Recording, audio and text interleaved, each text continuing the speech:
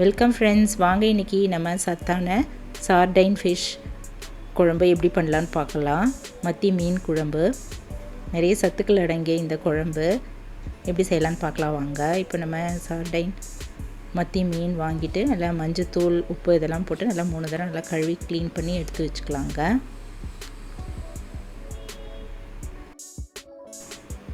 இப்போ புளி ஒரு நெல்லிக்காய் சைஸ் அளவு தண்ணியில் ஊற போட்டுக்கலாங்க. சின்ன வெங்காயம் பெரிய வெங்காயம் சேர்த்து கொஞ்சமாக அரிஞ்சு எடுத்து வச்சுக்கலாம். சின்ன ஒரு 3 தக்காளி அரிஞ்சு வச்சுக்கலாம். பூண்டு ஒரு 6 பல் நசுக்கி எடுத்து வச்சுக்கலாம். கொஞ்சமாக கருவேப்பிலை இதையும் நம்ம எடுத்து வச்சுக்கலாங்க. இப்போ ஒரு 1/4 கப் அளவு தேங்காய் திருவிட்டு நம்ம மிக்ஸி ஜாரில் போட்டு அரைச்சி எடுத்து வச்சிடலாம். புளியை நம்ம கரைச்சிக்கலாம். ஒரு 2 டம்ளர் அளவு கரைச்சி வடிகட்டி எடுத்து வச்சுக்கலாங்க. ஒமேகா 3 ஃபேட்டி ஆசிட் இதில் நிறைய இருக்கிறதால நம்ம இதை அடிக்கடி உணவில் சேர்த்துக்கலாம். இந்த ஃபிஷ்ஷு ரொம்ப நல்லது உடம்புக்கு. குழம்பு, ஃபிஷ் ஃப்ரை இது போலலாம் நம்ம செஞ்சு சாப்பிட்லாம். இப்போ இதுக்கு தாளிச்சும் போட்டுடலாம். அடுப்பில் ஒரு கடாய் வச்சுட்டு நல்லெண்ணெய் ஒரு 5 ஸ்பூன் ஊற்றிக்கலாங்க. ஊற்றிட்டு கடுகு ஒரு ஸ்பூன் போட்டுக்கலாம்.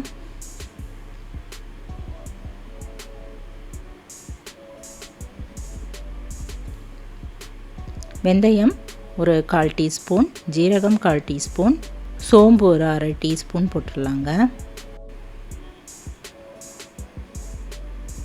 இப்போ இதெல்லாம் நல்லா வறுத்த பிறகு நல்லா பொரிஞ்ச பிறகு பச்சை மிளகாய் 1, காஞ்ச மிளகாய் கிள்ளி போட்டுடலாம். இப்போ பூண்டும் போட்டு நல்லா வதக்கிக்கலாங்க. நல்லா கமகமன்னு இருக்கும் இந்த மீன் குழம்பு. சூடான சாதத்தில் போட்டு பிசைஞ்சு சாப்பிட்டா அவ்வளோ அருமையாக இருக்கும்.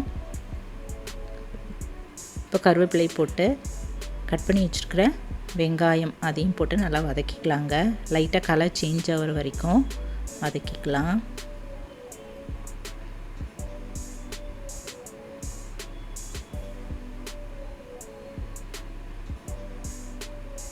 கூடவே இப்போ தக்காளியும் போட்டு தக்காளி நல்லா மசிகிற வரைக்கும் நல்லா வதக்கலாங்க.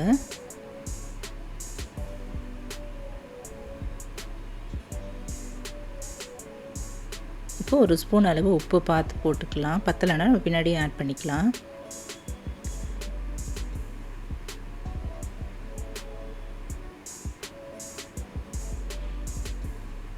நல்லா ஓரளவு இது நல்லா மசிஞ்சிருச்சு. இந்த ஸ்டேஜில் மஞ்சத்தூள் 1/4 டீஸ்பூன், நம்ம குழம்பு மிளகாய் தூள் 2 டீஸ்பூன், தனியாத்தூள் அதுவும் ஒரு 2 ஸ்பூன் போட்டுடலாங்க. 2 டீஸ்பூன் போட்டுட்டு இப்போது தனி மிளகாய் தூள் அதையும் நம்மளுக்கு காரத்துக்கு தகுந்தபடி இதில் ஆட் பண்ணிக்கலாம். ஒரு ஸ்பூன் ஆட் பண்ணியிருந்தேன். இப்போ நல்லா இதெல்லாம் சேர்த்து கொஞ்சம் அப்படியே லைட்டாக அப்படி வதக்கிக்கலாம்.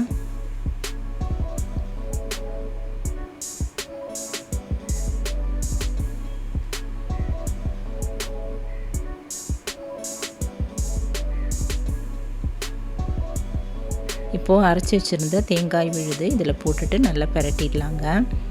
கொஞ்ச நேரம் ஒரு நிமிஷம் அப்புறம் வதக்கிட்டு நம்ம கரைச்சி வச்சுருந்த புளி தண்ணி இதில் ஆட் பண்ணிக்கலாம். நல்லா கலந்துட்டு மூடி வச்சிடலாங்க.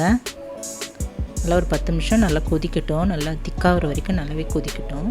பச்சை வாசனை போகிற வரைக்கும் நல்லா கொதி வரட்டும். மூடி வச்சிடலாம்.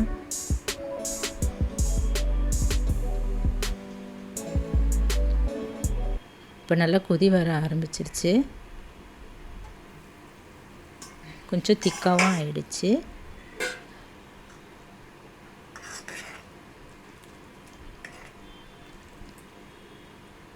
இப்போ நம்ம கழுவி க்ளீன் பண்ணி வச்சுருக்கிற ஃபிஷ் அதில் போட்டுடலாங்க. மீனை ஒவ்வொன்றா இதில் ஆட் பண்ணிடலாம்.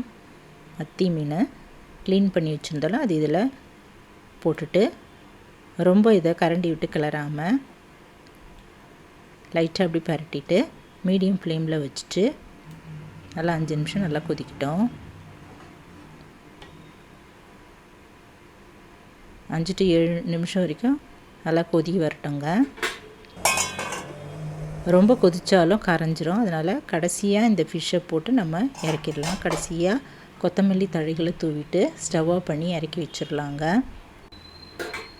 இதில் புரோட்டீன், விட்டமின் சத்துக்கள் அடங்கிய இந்த சார்டைன் ஃபிஷ் மத்தி மீன் நம்ம அடிக்கடி இது போல் செய்து சாப்பிட்லாங்க. குழம்பாக செஞ்சு சாப்பிட்லாம், வறுவலாகவும் செய்யலாங்க.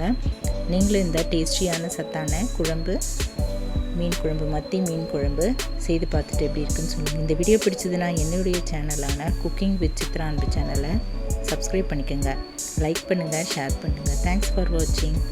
நம்ம அடுத்த வீடியோவில் பார்க்கலாம். நன்றி, வணக்கம்.